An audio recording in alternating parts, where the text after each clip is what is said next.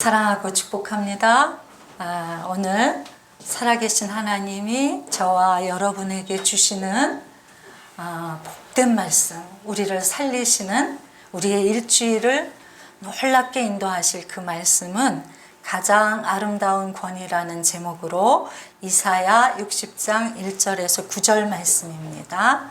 우리 한 절씩 교대로 받들어 읽겠습니다. 일어나라 빛을 발하라 이는 내 빛이 이르렀고 여호와의 영광이 내 위에 임하였음이니라. 어둠이 땅을 덮을 것이며 가만히 화면을 가리려니와 오직 여호와께서 내 위에 임하실 것이며 그의 영광이 내 위에 나타나리니. 나라들은 내 빛으로 왕들은 비치는 내 광명으로 나아오리라. 내 눈을 들어 사랑하노라. 우리가 다 모여 내게로 오느니라. 내 아들들은 먼 곳에서 오겠고 내 딸들은 함께 올 것이라. 그때 내가 보고 기쁜 빛을 내며 내 마음이 놀라고 또 화창하리니 이는 바다의 부가 내게로 돌아오며 이방 나라들의 재물이 내게로 옴이라. 부당한 자와 미디안과 에바의 어린 양파가 내 가운데에 가득할 것이며 수사 사람들은 아픔과 영향을 가지고 와서 여호와의 찬송을 전파할 것이며 게달의 양무리는 다 내게로 모일 것이요 느바요스의 순양은 내게 공급되고 내 제단에 올라 기꺼이 받음이 되리니 내가 내 영광의 집을 영화롭게 하리라. 저 끝까지 이들이 그 공자를 나라는 것 같이 나라는 자들이 누구냐. 함께요. 곧 섬들이 나를 앙망하고 다시스의 배들이 먼저 이르되 먼 곳에서 네 자손과 그들의 은금을 아울러 싣고 와서 네 하나님 여호와의 이름에 드리려 하며 이스라엘의 거룩한 이에게 드리려 하는 자들이라. 이는 내가 너를 영화롭게 하였습니다. 아멘. 아멘. 오늘 말씀이 너무 좋죠? 어제가 아니라 금요일 날 우리 청년 이름은 밝히지 않겠습니다. 우리 청년 하나가 페북에 올린 글을 읽었어요. 거기에 이제 자기가 촬영을 하는 이제 한 모델을 촬영하면서 그 장면, 그 상황에서 일어난 일들, 그걸 이렇게 기록을 했더라고요. 그 유명한 연예인이 이제 모델이고, 그 다음에 이제 유명하다고 하는 메이크업 아티스트하고 헤어 아티스트들이 와서 이 사람을 화장을 해주고 머리를 하는데 그 청년이 보기에 완전히 누가 봐도 이상한 실패작이더래요. 그렇게 이상하게 해놨더래요. 멋있지도 않고 예쁘지도 않고 정말 이상한데 그 메이크업 하는 사람이 막 하면서 얼마나 이게 트렌디라고 요즘 가장 핫한 예술적인 화장법이라고 자랑을 하는지 사람들이 깜빡 속아 넘어가더래요. 또 헤어 디자이너가 이상하게 머리를 잔뜩 해놓고 이게 아주 너무너무 정말 경지에 오르는 그런 자기 자부심을 막 나타내고 사람들이 그걸 보고 막 그러냐고 막 이렇게 동조를 하는 걸 보았는 모양입니다. 모델까지도 그 이상하게 치장을 했는데 조금도 주눅들지 않고 자기가 엄청 멋있다는 것을 이렇게 잘 나타내고 그러더랍니다. 이 청년이 그걸 보면서 참 정말 이게 뭘까 이런 생각을 했던 모양입니다. 그래서 이제 이 청년이 그걸 보면서 생각한 게 참 있는 척하고 또 보여주는 거, 또 자기 확신 이런 게 굉장히 중요하구나 이런 생각이 왔대요. 현실적으로 막 아닌데 막 사람들이 다 그냥 거기에 이렇게 막 휩쓸려서 매혹되고 있으니까 얼마나 보여주는 게 중요한가, 잘 있는 척하는 게 얼마나 중요한가 이런 생각을 하게 되었답니다.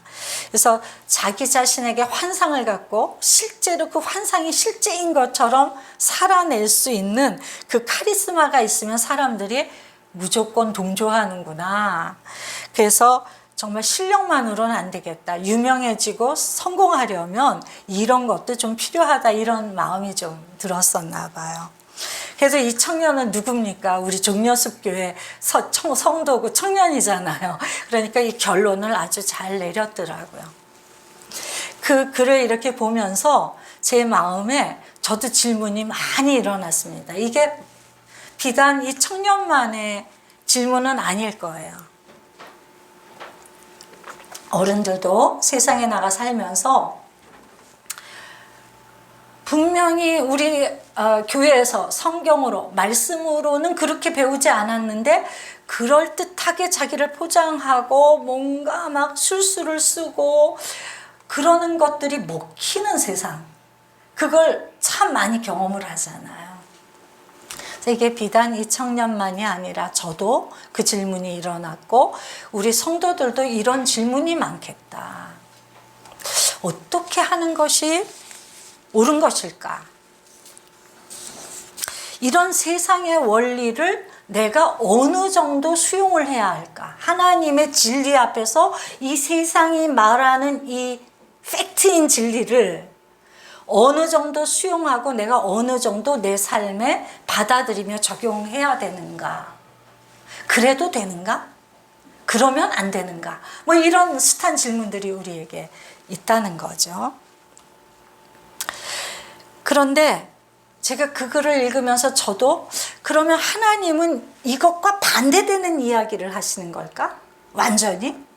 우리는 맨날 십자가 내려놓아라, 희생해라, 뭐 이런 이야기만 듣잖아요. 그럼 세상이 말하는, 그래도 사람 앞에 나를 어필할 수 있어야 돼, 나를, 내 확신을 가지고 보여줘야 돼 라고 말하는 세상 앞에서 하나님은 너는 죽어 마땅한 네 자아는 죽어 마땅하고 그렇게 하면 안 되고 이렇게 배우던데 이 갭을 성도가 어떻게 살아낼 수 있을까?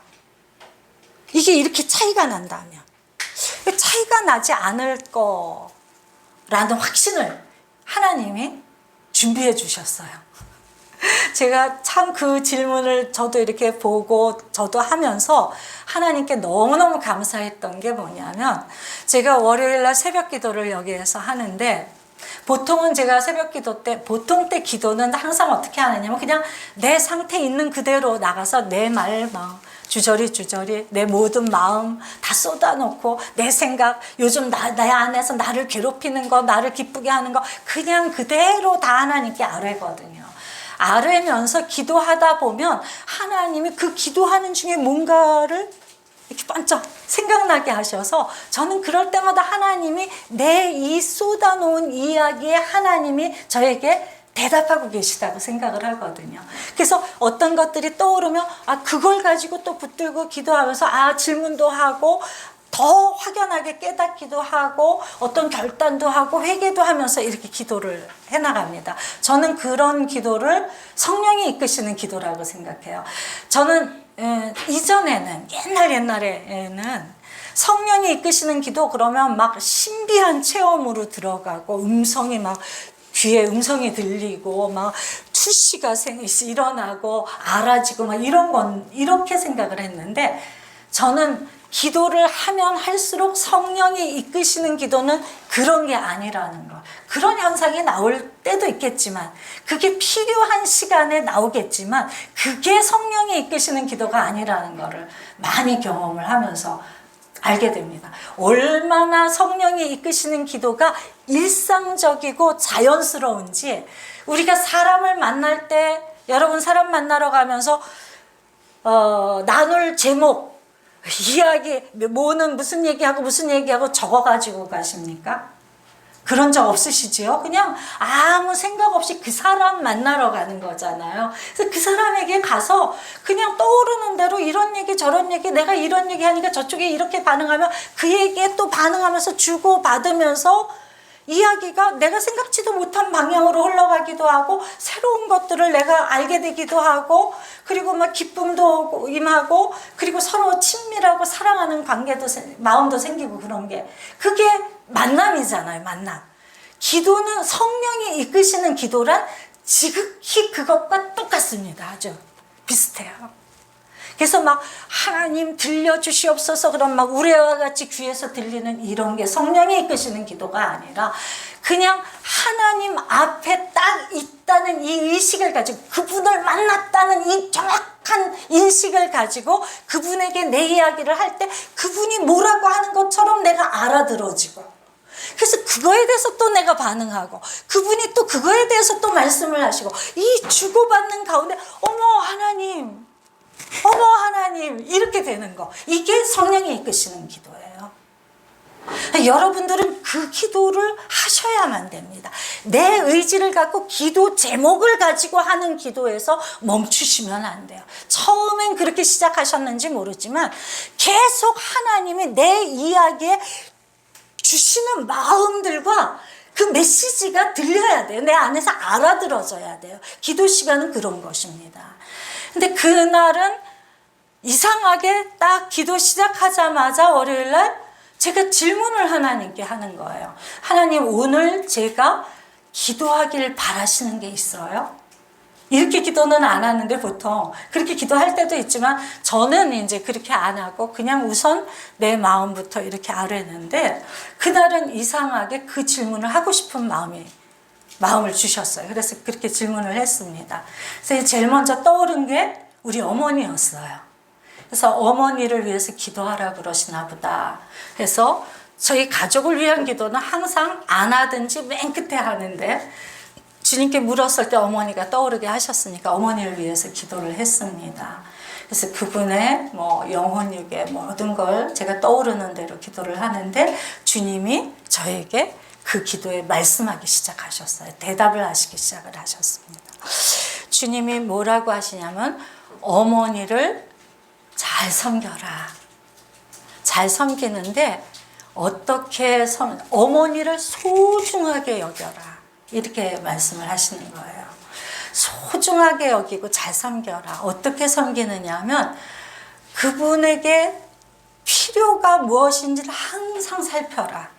뭐가 필요하겠다. 잡수실 거, 입으실 거, 또는 지금 환경, 뭐든지 잘 살펴라. 뭐가 이분에게 지금 필요하겠구나. 살피고 그것을 힘을 다해서 해드려라. 두 번째는 그분의 마음을 살펴라. 잘 살피고 그 마음을 읽어드려라. 그리고 수시로 같이 이야기해라. 이 세 가지를 말씀하셨어요. 그래서 네, 아멘입니다. 이렇게 대답을 했는데 주님이 그 뒤에 딱 한 구절을 저에게 던져주시는 거예요. 아름다운 권위.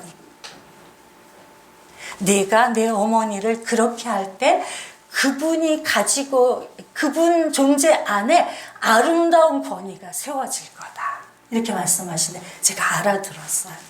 아, 그렇군요. 그분이 빛내야 될 그 아름다운 권위는 내가 만들어 드릴 수 있다. 그게 자녀가 부모에게 할 수 있는 최고다. 최고의 선물이다. 라고 말씀을 하신 거예요. 아멘을 하였습니다.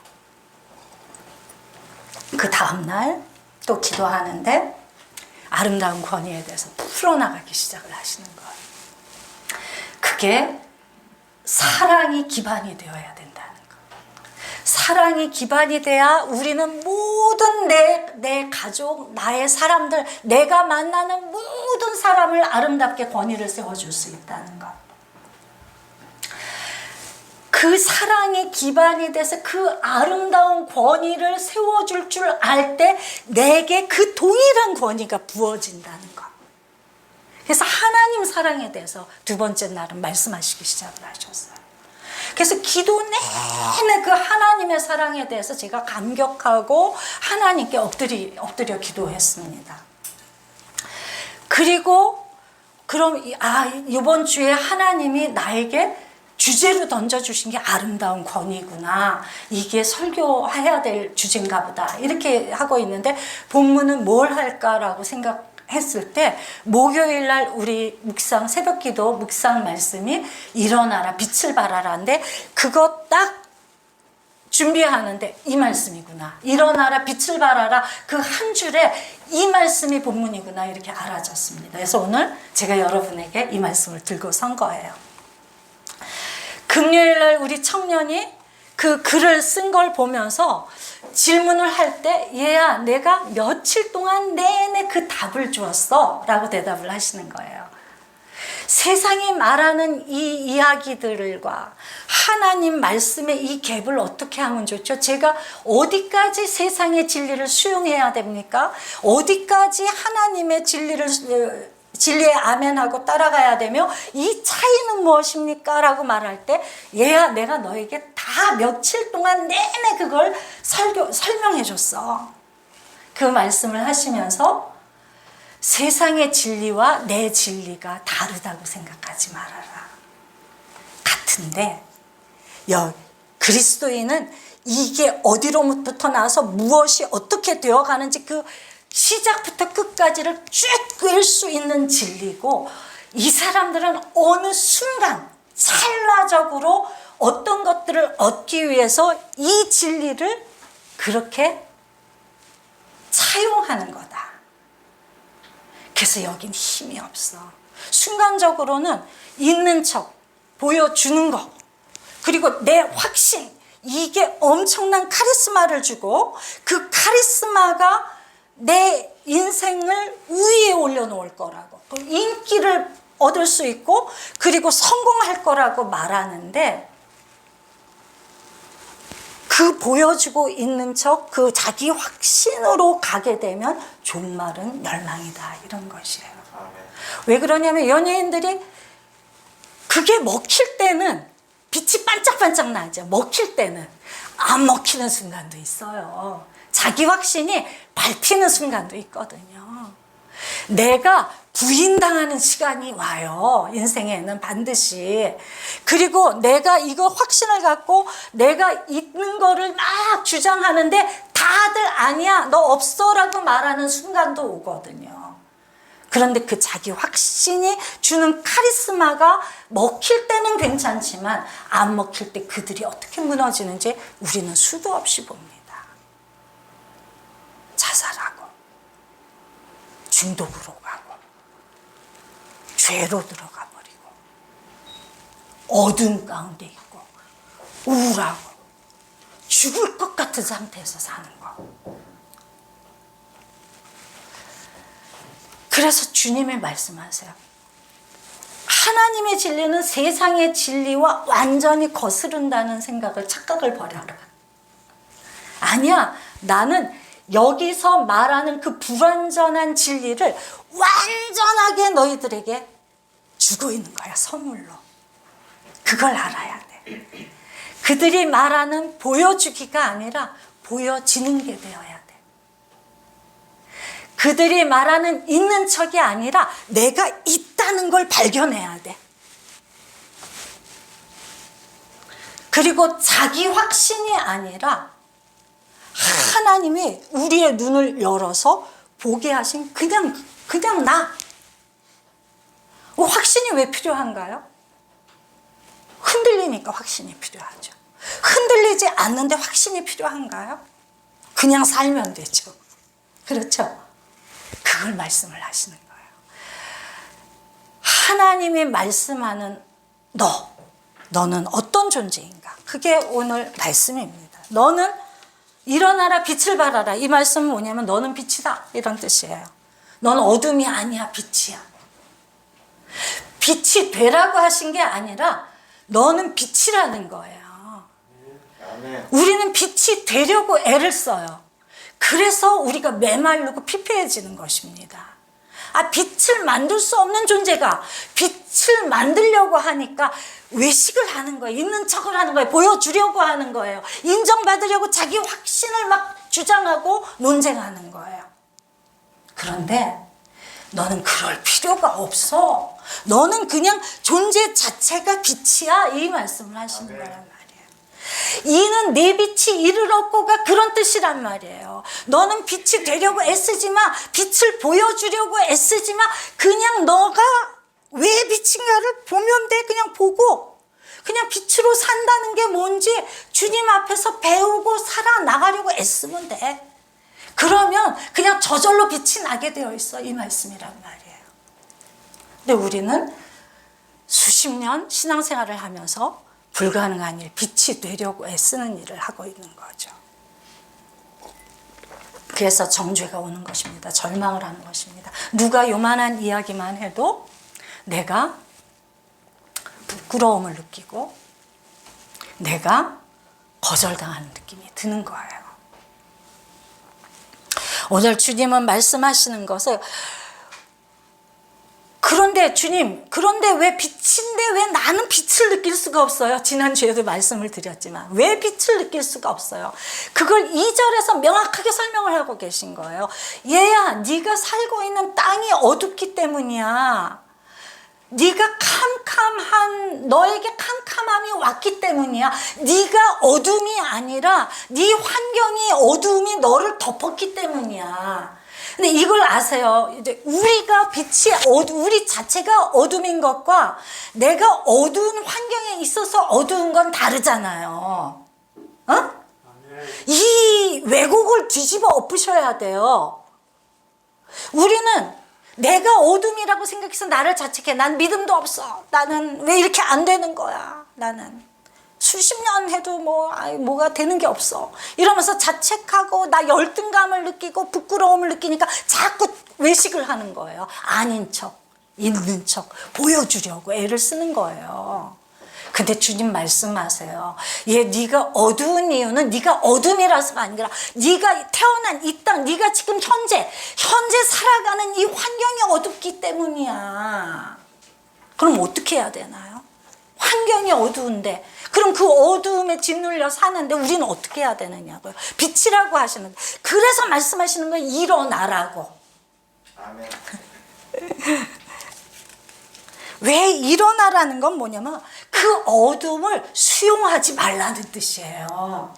우리 안에 우울이 들어와요. 두려움이 들어와요. 공황장애가 와요. 우리가 숨 쉴 수 없이 막 무섭고 막 불안과 근심이 들어와요. 갈등이 들어와요. 관계 사이에. 그리고 막 거절감이 들어오고 슬픔이 들어오고 그리고 미움이 들어오고 비난이 들어온단 말이에요. 내가 상대방에 대한. 그걸 허용하지 말라는 거예요. 일어나라는 뜻은. 아멘. 그러니까 네가 그럴 수밖에 어두운 환경에 처한 너를 내가 어둠이 아니라 내 상황이 어두운 거구나. 그래서 내가 어두움을 느낄 수밖에 없구나. 그런데 주님은 얘야 그걸 허용하지 말자. 일어나자. 라고 추천하시는 거예요. 그 말씀에 반응하는 게 십자가로 들어가는 것입니다. 우리는 뭐라 그러냐면요. 알아요. 내가 지금 밝아야 되는지 알아요. 기쁨으로 반응해야 되는 거 알아요. 근데 안 돼요 라고 말하고 있습니다. 주님 그 말씀하시는 게 아니에요. 기쁘지 않은데 기쁘라고 하는 말씀이 아니에요. 기쁘지 않은 이 우울을 당연하다고 생각하는 그 생각을 부수자는 얘기예요. 나는 못한다고 하는 그 나의 부인, 내가 나를 그 어둠 속에 가두어 놓은 그 상태, 그거를 당연한 일이라고 허용하지 말자는 이야기입니다. 이해가 되시나요? 좀 어려워요. 저도 제가 1년 반을 이 주제를 놓고 주님 앞에 지금 계속 아직도 훈련 중입니다. 지금 엄청나게 많이 자란 거를 제 스스로 느껴요.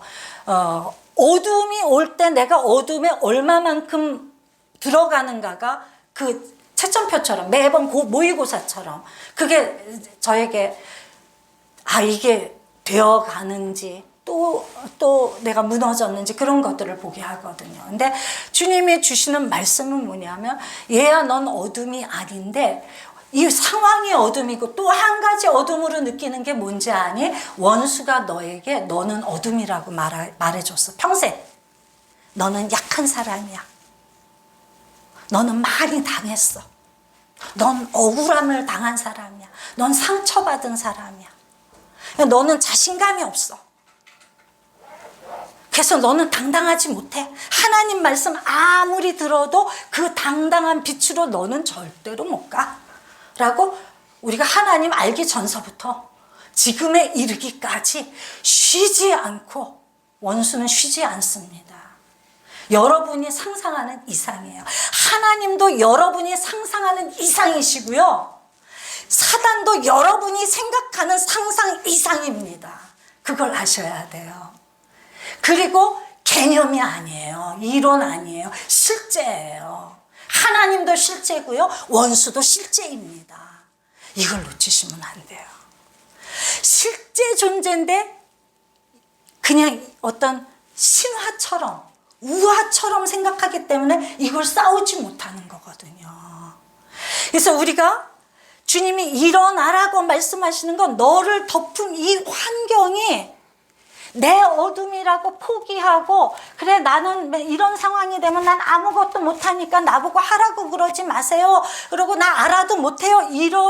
이러면 안 된다는 이야기를 하시면서 일어나서 그 어둠을 향해서 어두운 환경을 향해서 하나님이 구원하실 거야 라고 외쳐. 지금 내가 어두울 수밖에 없는 이 어려운 문제들을 향해서 외쳐. 하나님이 나를 구원하실 거야. 하나님이 나를 내 상상 이상으로 사랑하시거든. 아멘. 나를 위해서 가장 좋은 길을 항상 골똘하게 열심으로 생각하시면서 나를 인도하시는 그 사랑이 하나님께 있거든. 난 그걸 믿어. 이렇게 내 상황을 향해서 어두움을 향해서 외쳐야 되는 거예요. 믿음을 가지고요. 아멘. 이 믿음은 하나님, 살아계신 하나님이 경험이 한 번, 두 번, 10번, 100번 쌓여야 이 믿음이 견고해지는 것입니다. 근데 그 경험은 어떻게 할까요? 하나님 말씀 앞에 순복을 해야 그 경험을 하죠. 아멘. 그래서 이거는 서로 맞물려 있는 거예요. 내 생각에 옳은 대로 세상의 그 가치를 따라 적당히 살고 적당히 신앙생활하면 하나님을 경험할 일이 1년에 한 차례도 없습니다. 여러분들이 평생 동안 하나님 경험한 기억을 한번 생각해 보세요. 어떤 때 경험을 했나요? 하나님을 전심으로 찾을 때요. 하나님은 살아계시기 때문에 여러분이 찾으시면 절대로 몰라 이러시는 분이 아니란 말이에요. 안 찾아서 못 믿는 거죠. 하나님을 소중히 안 여겨. 보배롭게 여기지를 않아요. 하나님을 하나님으로 섬길 줄을 모릅니다. 하나님이 아니셔. 내 삶에서 하나님이 아니셔. 돈이 하나님이고 성공이 하나님이고 내가 하나님이야. 내가 옳아야 옳은 거야. 하나님 말씀 앞에서 나랑 다른 생각이 있을 때 하나님께 왜 이 말씀을 하세요라고 질문도 안 해. 내가 옳은 게 옳은 거야. 저는 성경 안에 그런 우리 어떤 휴머니즘과 충돌하는 여러 가지 그 말씀들이 있다고 생각합니다. 근데 저는 그 말씀에 대해서 하나님이 틀렸다라고 말씀하죠. 이 말씀이 틀렸다라고 생각하지 않아요. 하나님이 그렇게 말씀하셨다면 무언가 우리가 알지 못하는 비밀한 무엇이 있을 거라고 생각을 합니다. 우리를 망가뜨리는. 그래서 이 말씀을 하셨을 거라고 생각해요. 그래서 왜 하나님 이렇게 하셨어요? 우리가 보기에는 그냥 사람이 소중하고 영혼이 소중한데 왜 하나님은 이렇게 엄격하게 무섭게 이런 말씀을 하세요라고 질문이 나와야 되는 거예요. 하나님이 보배로우면 하나님을 하나님으로 여기는 마음 가운데 하나님이 임하시고 하나님의 일들을 나타내시는 것입니다. 주님이 일어나라고 말씀하시는 것은 우리의 이 어두운 생각들, 열등감, 이 수치감, 분노, 두려움 이걸 내버려 두지 말아라. 그게 너 아니야. 너의 존재에 그런 걸 내가 심어줘 본 적이 없어. 그건 너 아니야. 그러니까 허용하지 마. 상황을 향해서. 내가 두려울 수밖에 없는 상황이 왔어요, 하나님. 다윗이 슬프지 않았나요? 요셉이 슬프지 않았을까요? 저는 눈물바람이었을 거라고 생각해요. 그 인생 전체가. 슬프지 않을 리가. 어떻게 안 슬프겠습니까? 슬프지 말라는 이야기가 아니라 슬픔을 몰라서 이 말씀, 진리의 말씀을 선포하는 게 아니라 이 때가 내 시각을 어떻게 바꾸어야 되는지 이게 맨날 울고 하나님 경험했다 또 무너져서 울고 이 개미 쳇바퀴 돌듯 하는 이 되풀이가 끊어지는 시간이라는 거를 그걸 가르치시는 거거든요. 그래서 어두움을 향해서 난 네 말을 듣지 않아. 원수가 주는 이 말들에 대해서 넌 약해. 넌 슬퍼. 넌 어두워. 그래, 슬퍼. 슬픔은 어때? 나는 하나님께 가서 이 슬픔을 다 토할 거야. 그럼 주님이 해같이 임하셔서 내 마음을 만지시고 해같이 밝게 하시는 거 난 알거든. 이렇게 담대하게 확신을 갖고 눈 반짝반짝하면서 사단을 뚫어지게 보면서 이걸 선언을 해야 되는 거예요. 그럴 때 사단이 도망을 치죠. 이 영적 공격을 허락하지 마셔야 돼요. 이 어두움에, 이 어둡고 캄캄한 내 생각, 어둡고 캄캄한 내 감정들, 어둡고 캄캄한 내 말, 내 행동들을 허용하지 않는 거예요. 그게 일어나는 것입니다. 아멘. 그리고 빛을 발하는 게 무엇입니까? 이걸 하나님의 언어로 바꾸는 거예요. 캄캄함을 향해서 이 캄캄한 시간에도 내 손을 잡아주시는 하나님. 난 지금 어둡지만 내 손을 잡아주시는 그 하나님을 느낄 거야. 느끼고 말 거야. 아멘. 그 간절함이 기도가 되는 거 아닌가? 이 간절함이 없으니까 기도가 안 되는 거잖아요. 이 하나님이 내게 오셔서 무언가 말씀해 주시면 내가 이 문제로부터 나온다는 걸 알아야 하나님의 말씀을 매일매일 사모함으로 나가지 않겠습니까? 그냥 내 힘으로 살아도 웬만큼 사라지니까. 그게 필요 없는 거예요. 사실은 내 영혼은 점점 어두움에 갇혀가고 있는데, 하나도 에너지가 없는데, 난 살아나는 것 같지 않은데, 그런데 계속 그 자리를 허용하고 있는 거란 말이에요. 주님이 주시는 이 말씀, 사단이 주는 말 거절하는, 난 네 말 안 먹어. 안 먹어. 난 매일 주님의 말씀, 주님이 내게 주신 이 빛을 발하라, 너는 빛이다라는 이 말씀만 먹을 거야. 내 입으로 하나님이 거룩한 축복의 능력의 도구로 주신 이 입술을 네 말을 복창하는 거로 사용하지 않을 거야. 나는 네가 시키는 대로 말하지 않아. 나는 안 된다, 나는 못할 거다, 그 말 안 해.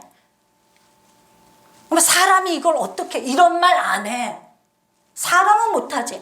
우린 인정해. 나는 못해. 못하지만 주님이 오셔서 내 마음을 순식간에 어떻게 바꾸는지 나는 생생하거든. 그래서 이번에도 그 일을 하실 거야. 주님은 오셔서 내 마음을 밝게 하실 거야. 내 마음이 부드러워지게 하실 거야.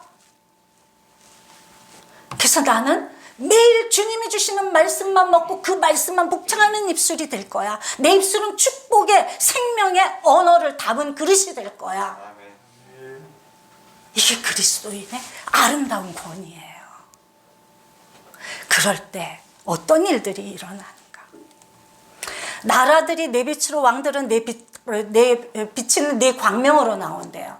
자, 나라와 왕들은 이방입니다. 나와 관계없는, 내가 받을 수 없는, 내 것이 아니었던 것들이 내게 온다는 뜻이에요. 내 노력으로 이루어낸 어떤 것이 아니라 하나님이 보내주시는 것들이 있다는 것입니다. 인생은요, 우리가 좌절할 때도 있고 진짜 비참할 때도 있지만, 그러나 주님이 나를 사랑하시기 때문에 항상 주님이 나를 눈동자처럼 지키고 보호하고 계시고, 필요하다면 닫힌 문도 여시고 길도 내시면서 내 길을 인도하실 걸 믿어야 돼요. 아멘. 그게 그리스도인이에요. 하나님을 하나님으로 아는 자들의 삶입니다. 그럴 때 내가 노력해서 착착 이루는 성공, 착착 벌어들이는 돈 말고, 야, 이건 내가 뭐라고 설명할 수가 없네, 하나님이 주셨어 라고 밖에 말할 수 없는 그 일들이 여러분들 직업 안에, 그 일 안에 일어난다는 거예요. 아멘. 저는 이것을 성도들이 맛봐야 간증이 빵빵 터지죠. 그 힘이 있어야 증언이 나갈 수 있습니다. 그때 우리는 다른 영혼들을 살릴 수 있는 거예요. 다른 영혼들에게 하나님을 설득할 수 있는 거예요. 네 눈을 들어 사방을 보라. 다 모여 내게로 오느니라. 모든 관계가 풀어집니다. 나를 거스르고 갔던 사람들, 나를 거슬렀던 자녀들, 모든 관계가 돌아올 거다. 오늘 아니라도 반드시. 아멘. 그리고 그 다음에 오는 게 뭐냐면 우리 안에 기쁨이에요. 기쁨, 놀람, 화창. 5절에 우리 안에 기쁨. 정말 사람이 알 수 없는 그 기쁨. 내 삶은 비참한데도 그냥 기쁠 수 있는 거. 놀라, 매일 놀라. 하나님 때문에. 제가 일주일을 내내 놀랐어요. 기도하면서. 어떻게 이렇게 우리 청년이 이때 이 질문을 가지고 하나님께 나아갈 줄 어떻게 아시고 이 답을 다 준비를 시켜 놓으셨을까? 그냥 어떻게 안 기쁘겠어요? 주님이 하시는 일이 보는데. 놀라고 내 마음이 어려운 중에도 밝아져요. 내가 밝아야 어두운 사람에게 가서 그 빛을 나눌 수가 있어요. 맨 끝에 영화롭게 하신대요, 주님이. 내가 보여주고 있는 척해서 얻은 성공은 영화로움이라는 단어를 쓸 수가 없습니다. 이게 아마 답이 될 거예요. 밥 걱정 안 하고 어느 정도 유복한 삶을 살 수 있겠죠. 아주 큰 성공을 이룰 수도 있을 것입니다. 그러나 그 삶에 영화롭다라는 단어를 쓰지 않습니다. 하나님이 우리에게 이것에 순종할 때 우리를 영화롭게 하신대요. 우리 사람의 것이 아닌 하나님이 입혀주시는 옷으로 입는다는 뜻입니다. 내가 더 이상 사람의 인격이나 사람의 훌륭함으로 사랑받고 용납받고 존경받는 사람이 아니라 그냥 알 수 없는 아름다움이 있어서 사람들이 내게로 나오는. 우리 다 그러지 못합니다. 괜찮아요. 괜찮아요. 주님이 계속적으로 포기하지 않으시고 우리가 아무리 배신을 해도 주님을 아무리 계속 실수해도 또 그런 일을 해도 주님 포기하지 않으시고 우리 손을 붙드시고 내 목표는 이거야. 네가 네 안에 내가 준 그 빛을 발견할 때까지. 발견해서 이게 끄덕여져야 자기를 인정하고 자기를 사랑하게 됩니다. 나를 사랑해야 남을 사랑할 수 있고 나를 인정하지 못하면 거기서부터 모든 목마름이 시작이 되거든요. 내가 나를 인정하지 못하면 거기서 모든 목마름이 시작이 돼서 거기서 모든 어두운 것들이 나오거든요. 요만 어떤 일도 못 견디고 어떤 말도 못 견디고 어떤 상태도 못 견디고 그래서 더 어두워지고. 제가 수시로 그런 사람이에요. 우리가 다 그래요. 그런데 오늘 주님이 자, 이제부터 오늘부터 네가 딱 버려야 될 오해. 너는 어둠이다. 그 말을 완전히 버려라. 넌 안 된다. 그 말을 버려. 난 널 최고로 아름다운 삶으로 이끌어 줄 거야. 이끌 수 있어. 그 말씀을 하십니다. 아멘입니다. 우리가 다 영혼육이 약한 부분이 있지만 주님께 올려드리며 나가면 우리는 그 안에 생명을 꼭 만날 것입니다. 우리 함께 기도하겠습니다.